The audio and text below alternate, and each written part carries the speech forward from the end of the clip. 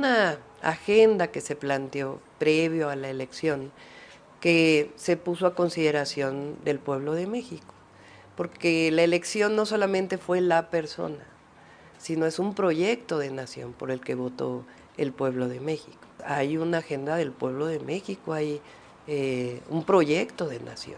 Entonces, y ese también tiene que continuar y no tiene por qué haber preocupaciones, ni de los inversionistas, ni porque nuestro país va a seguir siendo un país cada vez más fuerte. Caídas en las bolsas de valores que no se veían desde el inicio de la pandemia. ¿Y se acabó el superpeso? La más grande ¿Murió el superpeso? Caída del peso también desde 2020, 4.40%. ¿Qué pasó? Sí. Que a los mercados no les gustó la conformación del Congreso. A Claudia Sheinbaum ya sabían que iba a ganar y lo tenían asumido. No les gustó que aumente el riesgo país. El riesgo de que el gobierno de Claudia Sheinbaum tome una decisión, no sé, cualquiera. Mandó a la mier el peso ante el dólar porque se fue a las 3 de la tarde hasta los 18 pesos. Hay el interbancario, ¿eh? No, los bancos se vendían hasta 18.60. Quiero apuntar esto. Hace 4 semanas un dólar costaba 16.40, que no se nos olvide. Sí. Ayer estaba de los 16.50 casi a los 18. Y este tipo de, yo diría... es que es el temor, Carlos. El temor no es a Claudia Sheinbaum, eso está procesado. Por eso. Es a esa reforma que sería, Carlos... devastadoras. El tipo de cambio está subiendo porque hay incertidumbre en México. Ese es el punto. Que está en un tipo de cambio más saludable, sin duda alguna. Pero la razón es por la incertidumbre de no saber qué va a pasar. ¿Y qué es lo que está causando incertidumbre? No saber quién está tomando las decisiones en este momento. Si López Obrador o la señora Claudia Sheinbaum. Obviamente la señora Claudia Sheinbaum no puede tomar decisiones. Sería una tragedia que la primera mujer presidenta de este país, que es un hecho fundamental, es un asunto para celebrar que tengamos por primera vez una mujer presidenta. Bueno, sería una tragedia inmensa que esa primera presidenta fuera la calca del presidente anterior. Es un asunto que se ha dicho, de las formas en que se ha dicho. Presidenta Claudia Sheinbaum, te hablo con sentimientos encontrados. Felicidad porque elegimos a una mujer y temor porque seas tú. Yo le puse Titina a Titina con un objetivo de meritarla, de que su imagen no crezca y que no gane la elección. Ya me la pelé. Ganó la elección y todo el rollo. Se acabó Titina. Tampoco va a ser presidenta porque no es mi presidenta, no la reconozco como mi presidenta. Hay que entender la reforma. Yo creo que todo mundo en este país, si ustedes hacen una encuesta, es más, voy a proponer que se haga una encuesta. ¿De qué opina el pueblo de México sobre el Poder Judicial? ¿Cuál es su opinión? En los mítines de la campaña, que preguntaba, ¿qué opinan de los jueces en México? Y lamentablemente, porque además hay muchas honrosas excepciones, la gente tiene una percepción de corrupción del Poder Judicial. Entonces, tiene que avanzar la reforma al Poder Judicial. Fue parte de lo que se planteó en la campaña y no tiene por qué haber preocupaciones, porque finalmente es para la fortaleza de la justicia en nuestro país, para la fortaleza de la seguridad, para la fortaleza del bienestar de las y los mexicanos. La justicia está por encima de los mercados.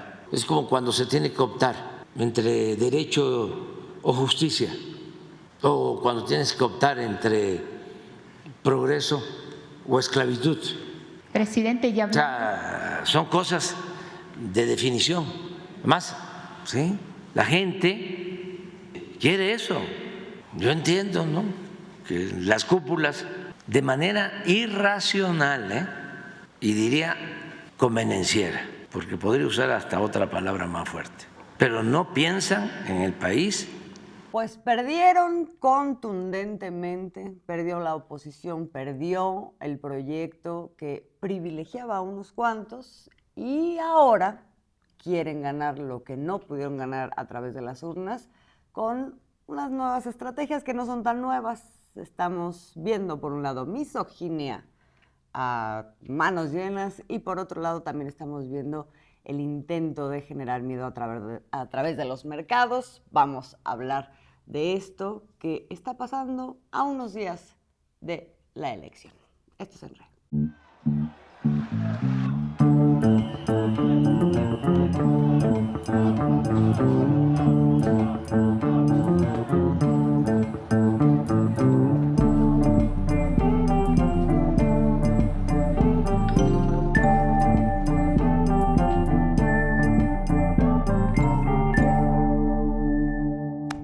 Bienvenidas, bienvenidos a una emisión más de En Red. Somos Alina Duarte, Oscar Camacho y Azul Alzaga.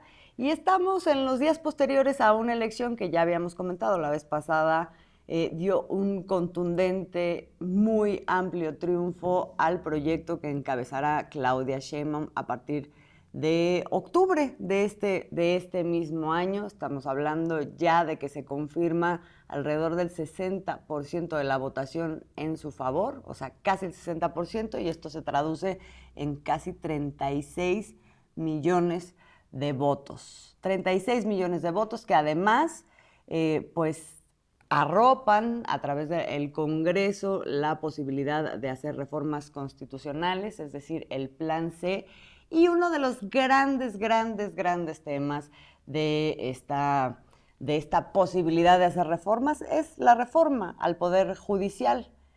Pareciera que el mandato popular claramente fue: sí queremos reforma al Poder Judicial, entre otras varias reformas, estamos hablando de 20 reformas, pero esta de manera contundente, y se han movido las olas en los últimos días frente a la posibilidad, Oscar Alina, de que ahora sí exista una reforma judicial que no se pudo sacar en el sexenio pasado. ¿Qué está pasando? Por un lado, se mueven los mercados, hay una fluctuación del peso, inmediatamente salen todas las voces de la comentocracia, de los medios corporativos a decir: es que se va a caer la economía del país si se aprueba esta reforma judicial, y la justificación que dan es que si tiran las instituciones y la certeza que hay para los inversionistas, entonces no van a querer invertir en nuestro país. Eso por un lado, y por el otro, hay toda esta narrativa de Claudia Sheinbaum, queremos que se quiten las cadenas de Andrés Manuel López Obrador. Es muy curioso porque aparentemente es un discurso feminista, ¿no? O sea, como que se emancipe Claudia Sheinbaum, como si de esto se tratara, y lo que en realidad pasa, pues, es que quieren que se desvincule de aquello que la llevó al triunfo, que es el proyecto que comparte con Andrés Manuel López Obrador. Sí. Pues hay una reacción en México que era esperada a la luz de lo que ya hemos venido viendo en otros años y lo último en las campañas, ¿no? O sea, la derecha no se queda quieta y la derecha siempre está buscando cómo regresar al poder desde el primer día en que lo pierda o en el primer día en que el voto no le favorezca. Siempre está buscando regresar al poder para conservar sus privilegios. Aquí el asunto que me llama mucho la atención es que todavía le seguimos, digamos que llamando a estas presiones de la derecha, le seguimos llamando el mercado, ¿no? Los mercados financieros están nerviosos y se mide a través básicamente como que de un punto, que es 2 puntos, que es cómo se mueve el peso y cómo se mueve la Bolsa Mexicana de Valores, ¿no? Que es donde se realizan todas las operaciones especulativas y todo eso. Pero hay que decir que la Bolsa Mexicana de Valores está fundamentalmente integrada por 27 casas de bolsa. Estas 27 casas de bolsa tienen dueño y tienen nombre y apellido esos dueños. Entonces, cuando hablamos de mercados, ¿quiénes están empezando a sacar capitales especulativos básicamente? Son los mismos de los que forman la derecha. Estamos hablando de Salinas Pliego, estamos hablando de Carlos Slim, estamos hablando de Bayeres, ¿no? Estamos hablando de Germán Larrea, estamos hablando de la gente que tiene el dinero en México. Son los mismos dueños de las casas de bolsa que empiezan a realizar intercambios o acciones especulativas para como generar la idea de que la economía está fluctuante, ¿no? Entonces, no les gusta que vaya a haber una reforma judicial, pero al mismo tiempo presionan, ¿no?, para que no la haya, diciendo: si la haces, los mercados se van a desestabilizar, cuando la economía mexicana está en el mejor momento de su historia. O sea, no hay posibilidades de que ocurra lo que ocurrió con Zedillo, el error de diciembre. O sea, la economía está caminando. Tenemos alrededor de unos anuncios para los próximos 3 años de 169,000 millones de dólares de inversión en el país.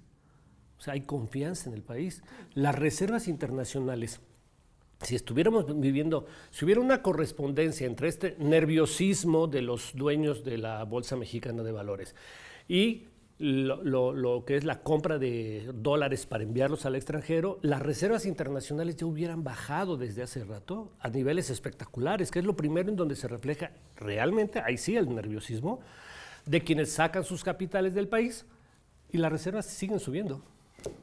O sea, así es, pero además el peso sí ha fluctuado, pero se ha mantenido más o menos en un equilibrio que ahora en estos días destacaba el presidente, este es el único sexenio en donde no ha habido depreciación de la moneda, ¿no? Sino todo lo contrario.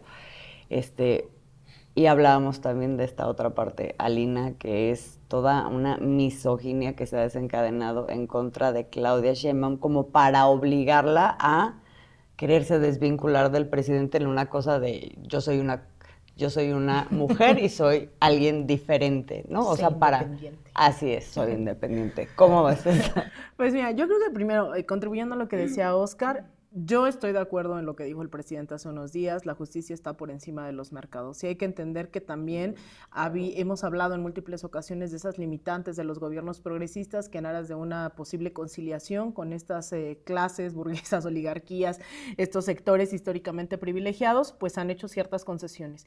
Y creo que con el mandato popular tan tremendo que ha dado en las urnas el pueblo mexicano el pasado 2 de junio, no hay forma de que no se tengan que aprobar estas reformas. O sea, les pidieron al pueblo de México que votara por los diputados, por los senadores, por alcaldes, gobernadores, por la presidencia, y no solo votaron, sino que salieron además a defender las urnas, salieron a cuidar el voto, es decir, fue una épica, yo le decía hace unos días a Daniela Patrona, la épica de los chairos, ¿no? O sea, esos que fueron marginados históricamente, no solo volvieron como estuvieron en el 2018, sino ahora en el 2024 irrumpen, acabando con esa lógica, ¿no? de cierto cónclave partidista y dicen queremos la cuarta transformación. Y ahí es en donde los mercados tratan de dar ese voto que no necesariamente se refleja en las urnas. Y la gente ahora dice pues todo nuestro respaldo a la cuarta transformación y lo único que hacen es generar nuevamente ese agravio nuevamente a la población que sale a decir pues nosotros vamos a cerrar filas y que a mediano y largo plazo ese va a ser realmente el reto de la población. Acompañar la aprobación de estas reformas, una de ellas al Poder Judicial, que obviamente, por más que se tenga la mayoría calificada en una de las cámaras y la mayoría en la otra, va a haber obviamente reticencias a esas aprobaciones. No es como que los diputados no van a ser sometidos a presiones, amenazas, y yo le decía hace unos días a unos compañeros en un círculo de estudio, es que yo quisiera vernos activamente todos afuera del Congreso, pero también todos discutiendo las reformas en cada plaza, en cada escuela, en cada absolutamente espacio posible. Y ahí es en donde empiezan a surgir estas herramientas para empezar a tratar de quitarle legitimidad a una elección que fue brutal, es histórica, pero además también que lleva a la primera mujer a la presidencia de este país. Y una de esas herramientas es la misoginia, llamándole títere, incluso lamentable escuchar de alguien como Carmen Aristegui, que en algún momento representó también ese periodismo que creo que pues respetábamos, decir, esperemos que no sea la calca del presidente, ¿no? Sí. O sea, eso me parece que raya ya en lo absurdo, en la misoginia, en el descrédito de un proyecto que la gente salió a votar masivamente. Es que no está siendo una calca, pero es que la gente está pidiendo que continúe este proyecto con ciertas características.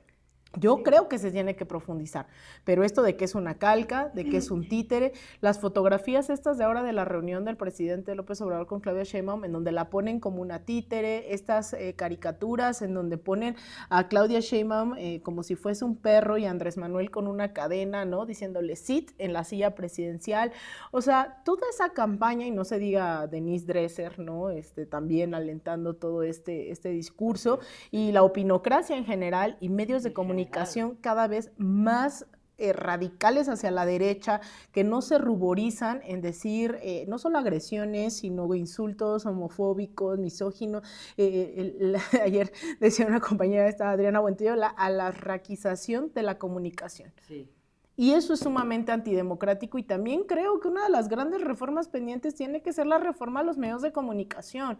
No podemos seguir permitiendo que sigan insultando, que sigan agrediendo, que sigan difamando, que sigan pues regando discursos de odio, que ponen a presidentes como Milei, ¿no? Que ponen a presidentes como Jair Bolsonaro, que se comprueba que están metidos en actos de discursos de odio y praxis de odio, y no pasa nada. Entonces yo creo que este piso mínimo 20 reformas está bueno, pero si hacemos la lista, los reyes, salen otras cuantas reformas más. ¿Alguna que tenga que ver con los medios de comunicación? Uno de los medios de la comunicación y la reforma fiscal, ¿no? O sea, que yo sí creo que habrá que poner ahí... Que eso está ahí en suspenso. Oye. En suspenso. Pero, a ver, como dices, bueno... Sí creo que la circunstancia a partir de la cual gente como Milei o como Jair Bolsonaro llega al poder, digamos, agrupa una serie de otras condiciones que, sí hay que decirlo, en México no se dieron, porque sí tenemos esa prensa y sin embargo no tuvimos ese resultado. Y ahí hay cosas que son analizables. Pero más allá de eso, creo que sí, ahorita la gran apuesta de la comentocracia es hacer un poco lo que está pasando con los mercados, ¿no? O sea, esto de te amenazo y entonces échate para atrás, hazte para acá, o sea, muévete al centro, y un poco desde la misoginia también están queriendo hacer eso los perdedores. Es decir, porque ellos también son los grandes perdedores de esta elección, su credibilidad, su capacidad de influir en una masa crítica. No la tuvieron, la perdieron, y ahorita desde ese lugar de la derrota y de la pérdida del proyecto que habían venido defendiendo, están diciendo, tú tendrías que comportarte de esta manera, Claudia Sheinbaum, tú tendrías que distinguirte del presidente, de alejarte de su proyecto, de moverte hacia el centro, de comportarte de una otra forma con respecto a los actores que se confrontaron con el presidente. Es decir, quieren nuevamente ganar a través de los medios de comunicación, estos perdedores, la batalla, ¿no? La batalla que ya perdieron con los votos, porque tienes una mayoría de la población que está pidiendo y que estableció como mandato: lo que queremos es este camino, y dentro de ese camino claramente está la reforma judicial. Efectivamente, que además todo este relato de la amenaza de la reforma judicial está lleno de mentiras también, como lo vimos con la reforma electoral, con la reforma eléctrica, y me parece a mí que es importante rápidamente pues hablar de las grandes líneas de esta reforma y de los porqués de esta reforma, un poquito para recordar, Oscar. Nomás déjame nada más completar esta parte. ¿Por qué le interesa tanto a los sectores privilegiados de este país que no haya reforma judicial? Porque pues diría uno, sí, pues, son defensores de la justicia, ¿no? Exacto, de la autonomía. De la autonomía, ¿no? De los contrapesos. Bueno, creo que vale la pena decir que la reforma judicial, la Suprema Corte de Justicia de la Nación, en los últimos años, y especialmente con el gobierno del presidente Andrés Manuel López Obrador, ha sido el refugio de la oligarquía de este país para echar atrás todas aquellas reformas que les perjudican a los sectores minoritarios, que han tenido grandes privilegios. ¿De qué estamos hablando? Se amparan, y la Corte los ampara y los jueces los amparan, y de ahí se han echado, frenado o prácticamente hecho inoperables muchas de las importantes reformas que ha impulsado el presidente en materia energética, ¿no? En materia de incluso hasta de salud, incluso en materia de, se amparan hasta para que no pierdan sus negocios en los reclusorios, en las cárceles, se amparan de todo. Y la Suprema Corte ha venido siendo el instrumento que le queda a la oligarquía de este país para no sumarse a la transformación que está pidiendo el pueblo de México. Por eso se oponen tanto a la reforma judicial, ¿no?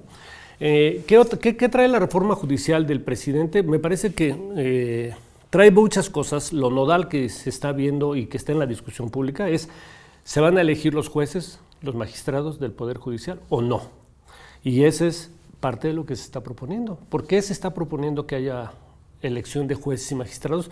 Porque el método tradicional de designación no le ha traído justicia a este país.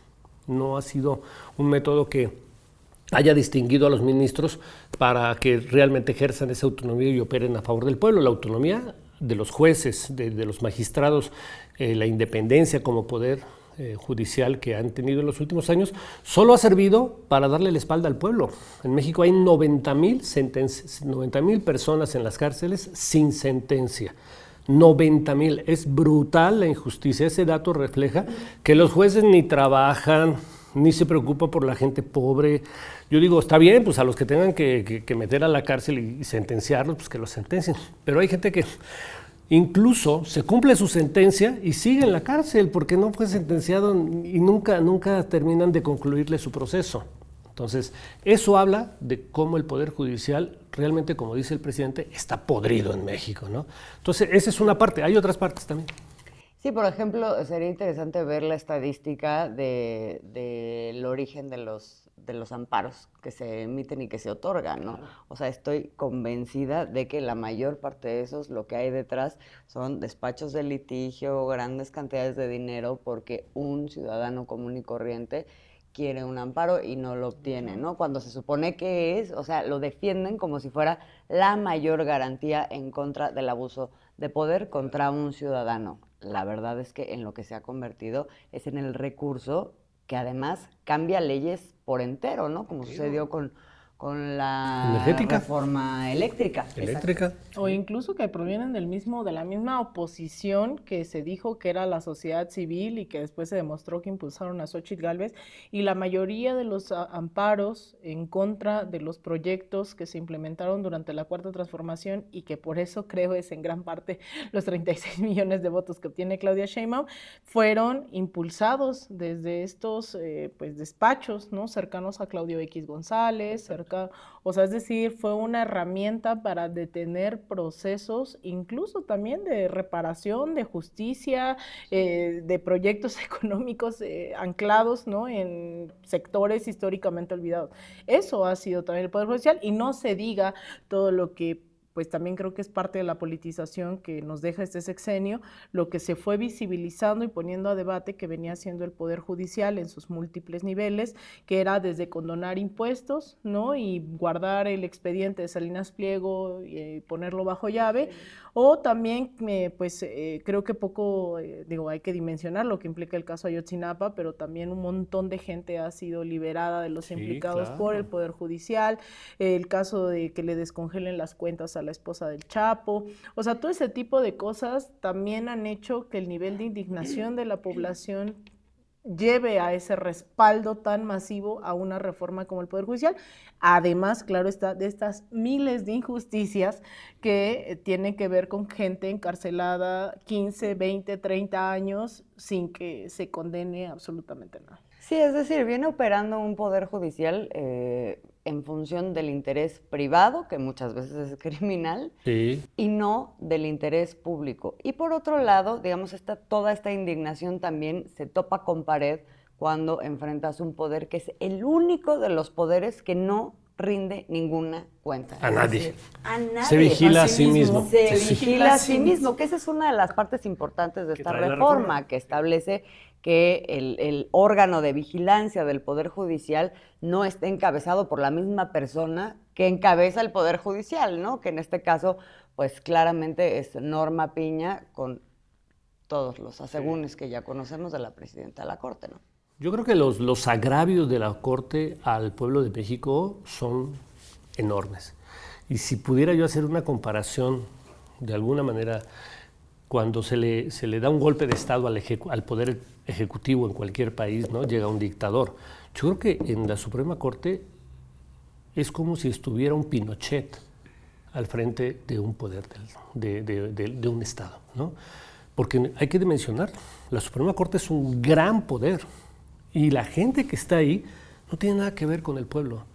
O sea, es como si dieran un golpe de Estado, es como si tuviéramos a un Pinochet en la Suprema Corte, en el Poder Judicial, de esa dimensión. O sea, los agravios contra los mexicanos han sido inmensos. Legalizaron el Fobaproa, hay que empezar por decir eso.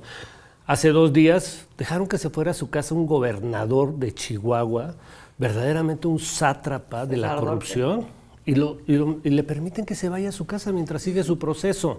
Han echado abajo todos los cargos contra Lozoya, que fue el ex director de Pemex, y quien lo operó toda una serie de recursos ilegales a Peña Nieto para que llegara a la presidencia. O sea, de verdad, sueltan Con Murillo Karam hicieron lo mismo. Con Murillo Karam hicieron lo mismo, soltaron al hermano del narcotraficante, el Mencho, para que quedara en libertad, a la esposa del Mencho que encabeza el cartel Jalisco Nueva Generación los dejan en libertad. O sea, la lista de agravios es impresionante, ¿eh? Sí. Y son casos, como tú dices, que resuelven en un 2x3. Sí. Los sacan en un 2x3, en cambio la gente que tiene 10, 15 años sin sentencia, pues hay que se queden. Hay que se queden en la cárcel. Esa es otra parte interesante de la reforma, que eso se había querido establecer desde la reforma al sistema de justicia penal del 2008 y no ha pasado nada, pero que es algo muy importante, que es que los casos se resuelvan en un periodo de tiempo aceptable, 6 meses, una cosa así, y no 15 años, sí. 15 años en la cárcel sin que te resuelvas. Por decirlo menos. Sí, exactamente. Cierto. Ahí el caso emblemático que venimos arrastrando es el de Israel Vallarta, ¿no? Que tiene que 18 años en una sentencia. Yo creo que casi 20 años. Sí. No, y que también, o sea, y hay que dimensionar de qué nivel y qué tan profunda es esta complicidad de un poder judicial en tantos niveles y que estos sectores, generalmente las oligarquías de este país, han beneficiado de este actuar, que es por eso que están incidiendo directamente en la parte económica, ¿no? El decir, hay miedo y nerviosismo, porque esos son los titulares de los medios de comunicación, ¿no? O sea, el miedo, el nerviosismo, cae el peso, se depresa, o sea, generando una crisis que uno sale, a ver, como salimos el pasado lunes y vimos que no había un paro nacional como los medios estaban reportando, ¿no? Que además esto es lo que ha venido pasando en América Latina con cualquier gobierno de izquierda. O sea, esto tendríamos que tener ahora más claro de qué ha venido pasando en Venezuela y en otros países, porque ahora nos está pasando a nosotros. Y una de esas presiones es el tema económico. Y creo que también ahí habrá que hacer conciencia de cómo empezamos también a repensar las relaciones económicas en este país. Porque si están haciendo esto es porque justamente no ocurrió lo que dicen los Alarraqui, los Denise Dresser, los grandes medios corporativos, que era que venía un gobierno comunista, ¿no? Es lamentable, ¿no? En cierta medida, porque este tipo de oligarcas siguen ostentando exactamente la misma infraestructura y capacidad de presión económica hacia un gobierno que ahora tiene mayor respaldo popular que hace 6 años. Y eso hay que ponerlo también sobre la mesa. O sea, que no podemos, bajo unas condiciones de mayor politización, de mayor participación popular, de mayor conciencia de lo que está pasando en el país, pues también dejarse chantajear por estos capitales, ¿no? Que vienen a decir, no, pues hoy el peso se deprecia. Hoy no sé, vamos a amenazar Exacto. con no invertir. Y eso también es el peligro de este llamado nearshoring, que mucha gente le está apostando, que en realidad nuevamente es la relocalización de capitales en México, pero bajo una idea de, bueno, ustedes de nuevo ponen la mano de trabajo, la fuerza de trabajo y demás, y que al final terminan haciendo esto, que es chantajear a los gobiernos con que nosotros tenemos tanta fuerza de trabajo. Yo sí creo que uno de los retos de este gobierno también tendrá que ser el fortalecimiento, no solo de la industria nacional, sino de la industria estatal, que fue pues dejada, ¿no?, a la mano de Dios, y que el Estado cómo va a regular una empresa, cómo va a administrar, y lo vimos hace tan solo unos meses con Mexicana de Aviación, cómo el gobierno se atreve a administrar, ¿no? Cómo el gobierno, y es como... ¿y no les gusta la competencia, dicen Exacto. que están a favor de la competencia. Entonces también es eso, a ver, toda esta gente también se benefició, el Coneval nos demostró que la redistribución de las riquezas no solo fue en el sector, digamos, en el 10% de menos ingresos, sino fue en absolutamente toda la población, y eso explica a su vez el porcentaje de votación tan alto en todos los estratos económicos que hubo, porque nadie se vio perjudicado, pero sí es importante repensar también que estos todavía siguen con la mano en la cintura decidiendo cuándo hay altas, cuándo hay bajas y de qué dependemos. Bueno, una especie de voto ponderado, ¿no? Vale más que todos los demás. Y pues no. Exactamente. Pues no, porque uno de los grandes objetivos de esta transformación que se ha venido dando en los últimos 6 años y que se pretende que se profundice es justamente la separación del poder político con el poder económico, y donde la gran deuda de eso está justamente situada en el poder judicial. Creo que es interesante que escucháramos las declaraciones de Luis María Aguilar, ministro, que defiende que no se mueva nada, que no haya reforma del Poder Judicial, y lo trata de poner en términos justamente de la defensa de la división de poderes, de la autonomía del Poder Judicial, de todo lo que se perdería desde la perspectiva del derecho, ¿no? Y de la república que somos, en boca de quien ha sido uno de los grandes perpetradores de toda esta historia, que justamente benefició a un Ricardo Salinas Pliego, que es el representante máximo de la unión, esta unión del poder político con el poder económico, porque no nos hagamos tontos.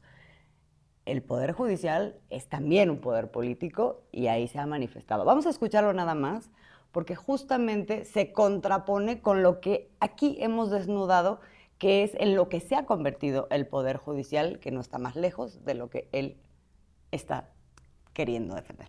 Si no hay Suprema Corte independiente que haga respetar la Constitución y por lo tanto los derechos humanos, porque eso es finalmente lo importante, esto está acabado.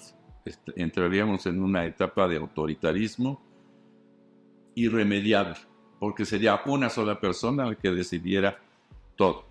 No importa que la Constitución diga una cosa o que la ley diga otra cosa. Se hace lo que yo diga y se acabó eso. Y si no hay una Suprema Corte que pueda decirle, momento, eso no lo puedes hacer, eso es indebido o esa ley es inconstitucional, pues entonces vamos a suponer que no hubiera una corte independiente y que se dicta una ley inconstitucional, pues si no se puede invalidar la ley, pues se va a quedar y se tiene que cumplir y acatar. Pues eso es una barbaridad. Bueno, pues ahí está. Bueno, es para mí un monumento al cinismo, no, se va a la impunidad, sí. ¿no? Porque cuando se habla de independencia de un poder como el Poder Judicial, en México hay que traducirlo como una patente para la impunidad. Como dicen, si no respetan nuestras decisiones, están atentando contra nuestra independencia como poder. Pero ¿y quién los vigila a ellos? O sea, hay cosas impresionantes en el Poder Judicial. A ver, yo diría, voy a recordar este caso, ¿cómo justificar que se le cargue al pueblo de México deudas privadas hechas públicas con el Fobaproa? O sea, ¿cómo lo pueden justificar? Porque dicen que fue una decisión autónoma, independiente, ¿no? Pero eso no tiene nada que ver con la justicia. Pero autónoma e independiente ¿De quiénes? quiénes, exacto. Sí. Exactamente.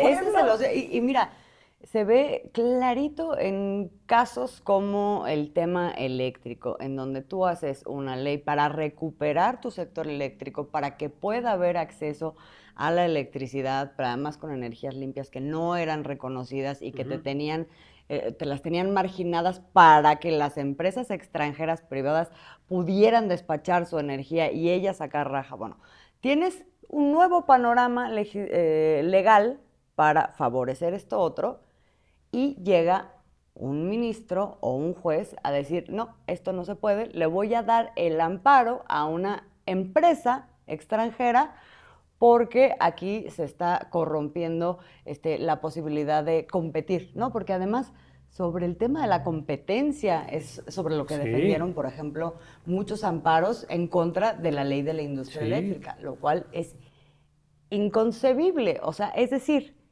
claramente se ha venido favoreciendo el interés privado por sobre el interés público o el interés general. Sí. Entonces, sí estamos repensando qué entendemos ahora por... El interés general tiene como respaldo el mandato de millones de votos.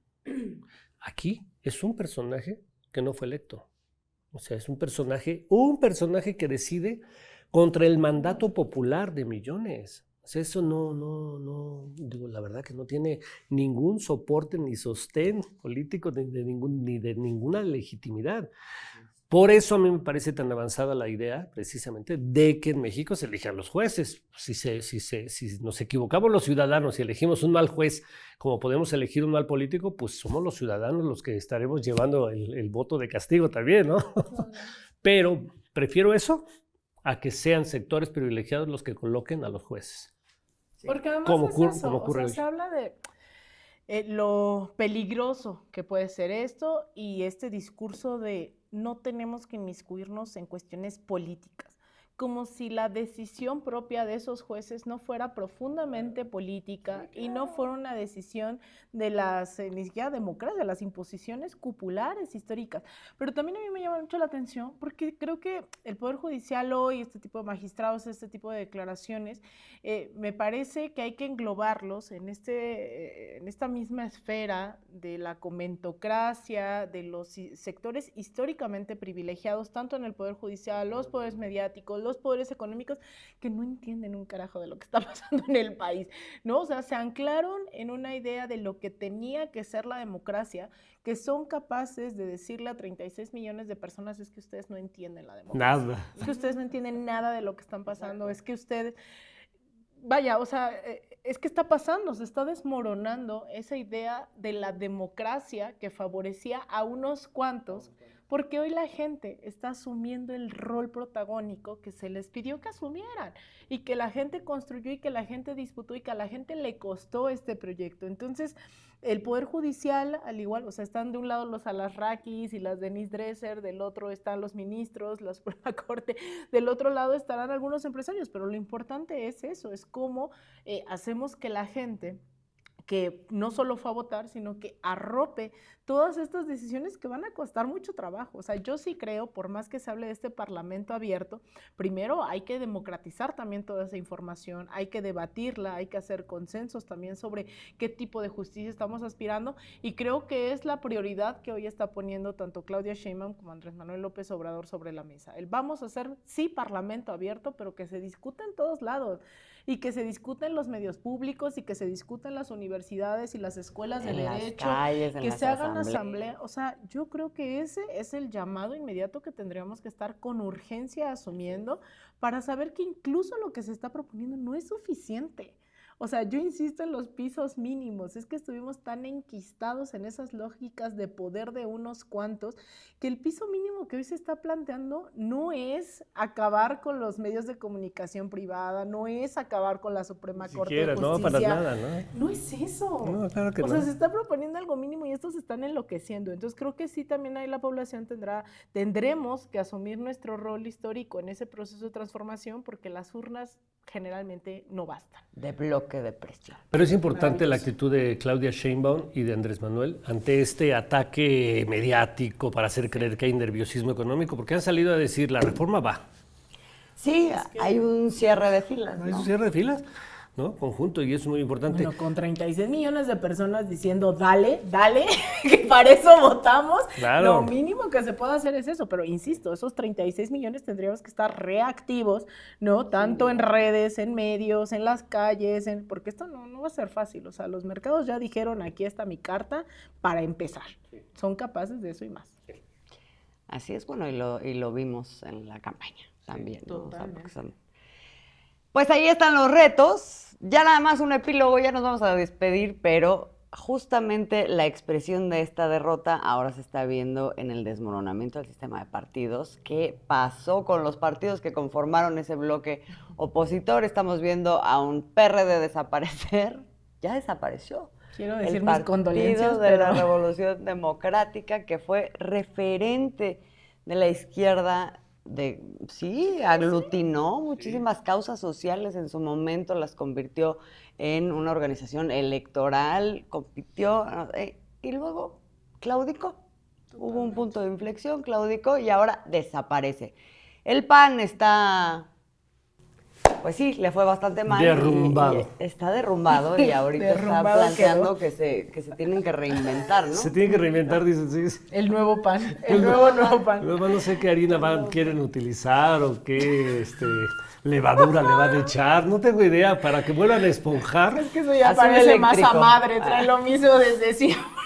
Ese pan ya no se infla. No, ya está planteando que se tienen que adaptar a los nuevos tiempos. Están hablando, imagínense usted, el PAN, que es el partido de la derecha en México, por si nos escucha alguien que no es de aquí, están hablando de equidad social. Imagínense ustedes en dónde estamos. Y del PRI, pues también Ahí hubo una desbandada, no queda nada, quedó, ¿qué? ¿En tercera, cuarta fuerza? En el Congreso puede ahorita llegar a cuarta fuerza, depende cómo se repartan Era el las partido plurinominales. hegemónico en este país durante décadas y décadas, ahora está... Su curul el PRD, ¿no? Por ahí cuando ponen estas imágenes de colores, se ve ahí el puntito amarillo nada más que queda de Checho Zambrano por ahí. Pero está por perderlo, No, también claro. podría ser que no, Sí, que están no tuviera total. curul Jesús Zambrano. Hay algo que sí vale la pena señalar, porque sí creo que vale la pena por el momento hacer nada más apuntarlo ahí, a lo mejor en otro programa podríamos tocarlo, los diferentes caminos que está teniendo América Latina y Europa. Totalmente. Creo que es importante. América Latina de alguna manera está siendo hoy un referente de gobiernos de izquierda. México Y específicamente. México a la cabeza, ¿no?